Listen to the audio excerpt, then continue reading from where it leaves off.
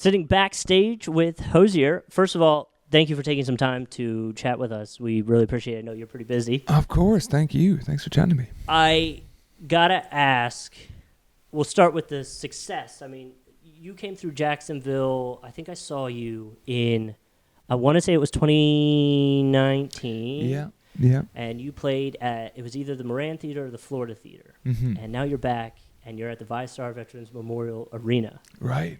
Yeah. A significant size jump. Yeah. How's that feel? What do you think about that? It feels really good. I mean, it's like, there's like that little bit of pressure, but it's like, I just feel grateful. I feel kind of blessed that, I don't know, the audience has just grown as the years have gone on, and people keep coming to the work and discovering the first album, the second album, and are enjoying the new stuff. I just feel blessed, yeah. And something I've noticed with really all this stuff, the new stuff, I was actually telling Judd and Barbie, I was a little intimidated to talk to you because of how well and how thought out your lyrics are, and it comes off as the way you describe things. It's just like, in my mind, I'm like, I would never think to word it that way or do it that way. Is that something you make a point to do, you work on? Is that a craft of yours that you're, focused on? Yeah, I'll spend a bit of time on the lyrics. I definitely will. I think it's the part of the song that it's the first thing I listen to in anyone's work. I'm really fascinated by what story is being told, and I think that's my big influences when I was a teenager, and they were like really good lyricists, like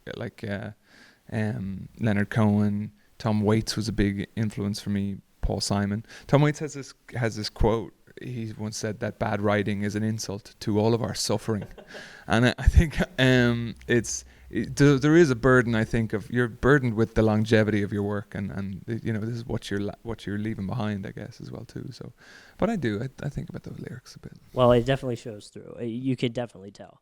I know your album kind of came out right when my kid was born, so we listened to pretty much the whole album with her. She's only 11 months now, but anytime a Hozier song comes on, she's looking over at the Alexa and clapping. It's kind of funny now. I'll have to post a video of that. Talking about the album, though, I've heard in other interviews you talk about circles and the different circles that you kind of try to work off of for the album. Yeah. Do you mind explaining that a little bit? Yeah, so I took some influence from, there's an old poem, very, very long poem, kind of like an epic poem written in the kind of 1300s or just before like the Renaissance in Europe, Dante's Inferno. So Dante being this poet, and he wrote this sort of like spirit journey. As music, somebody's sound checking there. And that is from the Circle of Lust. That's Francesca. Okay. So, and actually, Francesca is an actual Florence. So he was from Florence.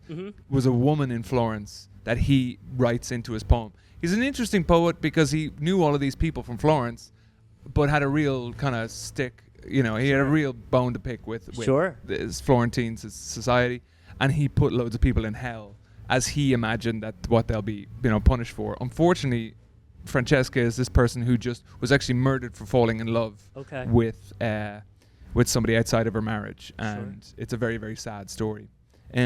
So I was playing with some of that as an influence, but the way he arranges hell in his journey is through these 9 circles. Yeah. So that's where. So all the songs are arranged into themes corresponding with those circles. So then, obviously, a very popular song, and I do kind of want to touch on the social media aspect of the fame that has come with Too Sweet a little bit. Where does Too Sweet land in those circles and the story that's kind of told there? Yeah, so 2 songs were vying for the theme or the circle of gluttony. Okay. And Too Sweet was one of them. So Too Sweet and Eat Your Young. So those 2, it was two of my favorites, by the way. Cool. I don't know what that says about me, but no. I think, and they were similar. Part of the reason why we chose one over the other is because they sort of have a similar feel to them, I guess, a little bit too. So, they were kind of like sister songs, and Eat Your Young one, but Too Sweet. It's took off. Yeah, it just took off, and I'm so glad that we shared it. I was nearly not going to release this music, so I was like, I'm so glad that we did. Well, and so how do you feel about the interpretation, I guess is a way to look at it, of the social media trend, almost like a glow up to the hook of the song? How do you feel about that? You seem like someone that's not, maybe it comes off wrong, not too concerned about social media, or doesn't play the social media games, I guess is the word I'm looking for. Yeah, so I feel like that song just seemed to win TikTok roulette. I don't know. It was like people created a thing with it, and the sort of glow up thing, which is fun. It's like I wouldn't have imagined, but I think that's part of the charm of TikTok. It's part of its thing is that people are literally creating their own memories using people's work and be it audio from a film or a TV show or music, so just lip syncing along, which is cool in itself. Yeah, it's their own thing. Yeah.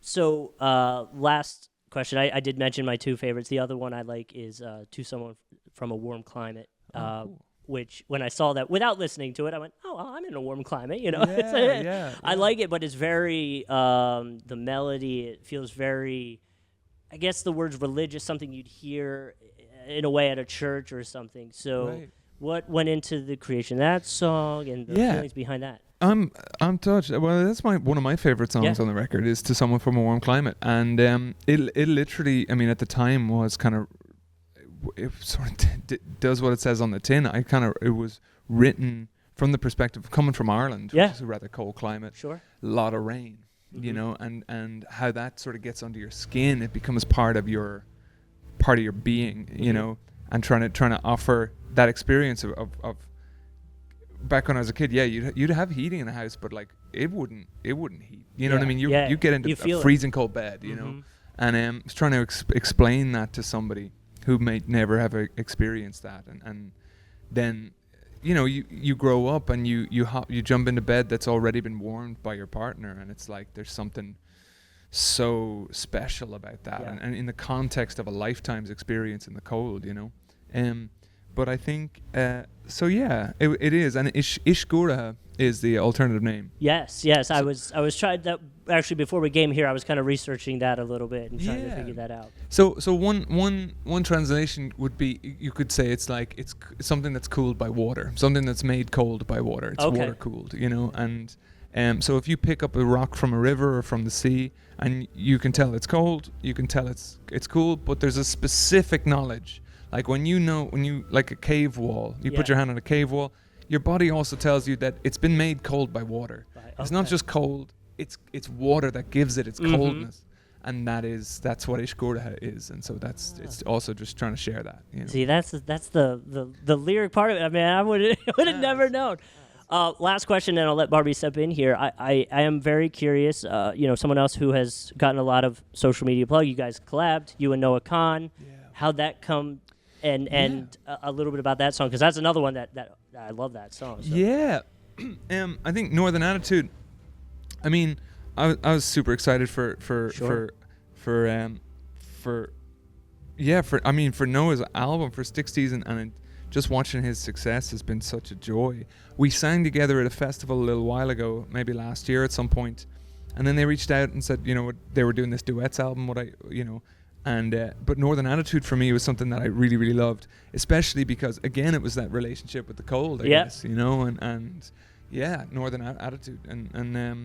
So it was a joy. I was in Nashville rehearsing. That's where his producer's base is, where the studio where he did a lot of the work. So I just hopped in and recorded that one day. Awesome. Well, I think I now know why I kind of vibe with those songs. I'm from Philly area, moved down here, so the northern stuff, a little bit of vibe. I like that. Well, Hozier, thank you for the time. Thanks for the chat. I appreciate it, and appreciate the music, and thank you so much. Such a pleasure, dude. Such a pleasure. Thank you.